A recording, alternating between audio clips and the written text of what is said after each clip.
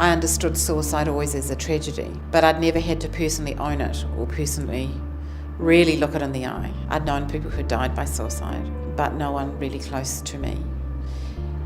I remember when I got my husband's note, I remember it falling out of my hands, like I was in this weird sort of movie, picking up the note, reading it again, thinking, this has happened, this is real. My next thought was, I could tell everyone it was a heart attack. It's nearly 14 years since Tricia Henry lost her husband to suicide. Her 3 children were all under 10 at the time, her youngest daughter just 2 years old. I knew that I had to call key people, but after calling 3 or 4 people, I actually went into this weird kind of emotionless, automatic mode where I knew I had to call this person, this person, this person. But after that, and I mean, their reactions at the end of the phone were dreadful, but I didn't feel anything. I was in this numb cotton wool land, but I knew it wouldn't always be like that. When grief finally came to Tricia, the intensity astonished her. For me, I remember lots of shaking, lots of physical shaking for many weeks, even months after it had happened. I remember having a bowl of soup in front of me and hardly being able to get the spoon down from the soup up to my mouth. I have memories of just lying there aching from head to toe, thinking, can grief do this? And yes, it jolly well can. As Tricia worked through her own grief, she also had to help her children make sense of what they were going through. Children might ask the most unnerving questions and details that adults feel uncomfortable about telling them, and they do it with seemingly no emotion. One of my children cried a lot for a very long period of time, years, fretting and being incredibly sad and expressing that. Another child didn't and said to me, does that mean I love my dad less? And I said, no, it just means you're wired differently and you're grieving differently. We're all hurting, but we just show it in different ways. In those early days, Tricia learned to reach out for help and found it in many places, from friends, family, counsellors, and other bereaved people. I think I intuitively just moved towards people that I could be myself most with and who I could trust. And the kids did the same. They used to go to the homes of families where they were just ordinary old kids and they weren't special. They were just who they were before their father died. Tricia took solace in music, writing, and taking time out for herself. Eventually, her mind turned to the unanswered questions. I did whatever I could to understand the nature of suicide, to learn a lot, to come to terms with the fact that, in fact, he had been depressed, but we'd called it burnout and being tired. And looking back, it's so obvious. I'm stunned that we missed it, but we did. Like many left behind after a suicide, Tricia started to blame herself. But as time went on and I got more perspective, you realise there's no one thing that caused this. This was a mixed bag of life experiences that impacted his life and made him incredibly unwell and distorted his thinking. While Tricia had many people in her life who were understanding and helpful, she found the stigma attached to suicide affected the way some people treated her. I know over the years that I've been the woman whose husband you know. And I know that I've been labelled like that. Somehow, because he'd died, my whole social situation changed.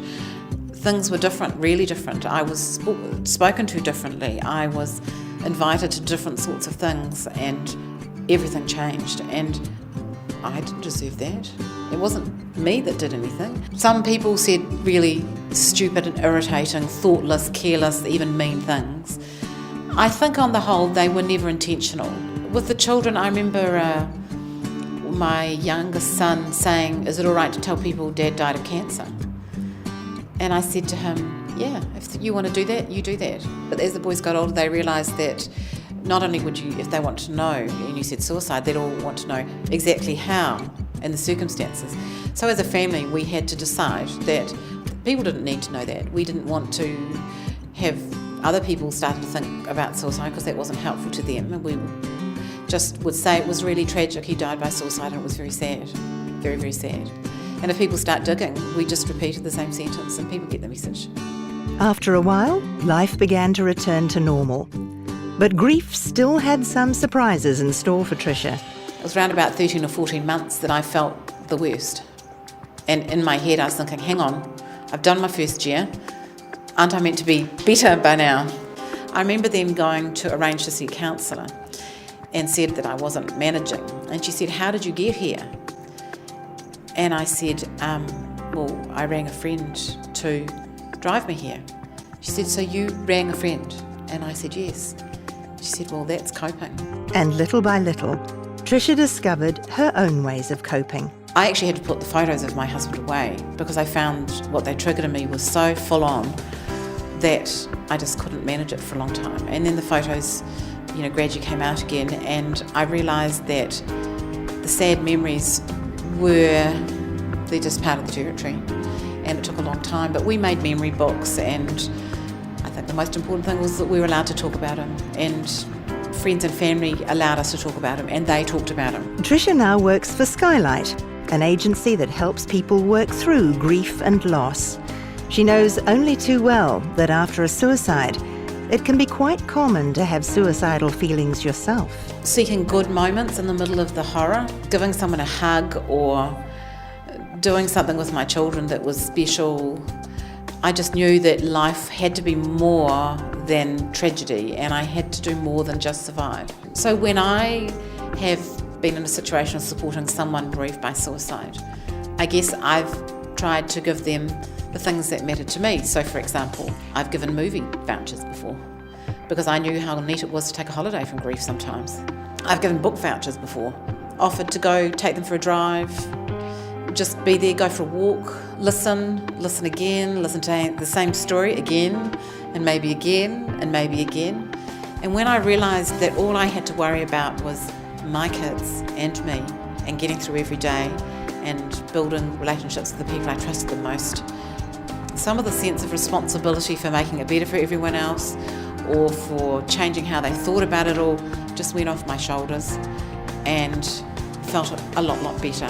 Look, I can feel it going off my shoulders just talking about it, but it was a big burden. There was this place where I had last seen my husband. It was just a piece of asphalt on the ground. Had been at the side of the road. And it used to distress me when I came near it. And I thought, it's just a piece of asphalt, it's just the side of the road, what can I do? And I thought, well, what should I do? And so I got out of the car, grabbed a flower off someone's bush nearby, and went and put a flower on that piece of road. And that's all it took. That's what I needed to do, make peace with a piece of asphalt. And from then on, I just never hardly noticed it.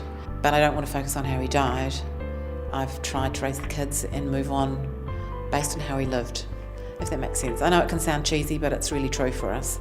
Life's moved on, and yeah, it just moves on. Life just is and keeps going.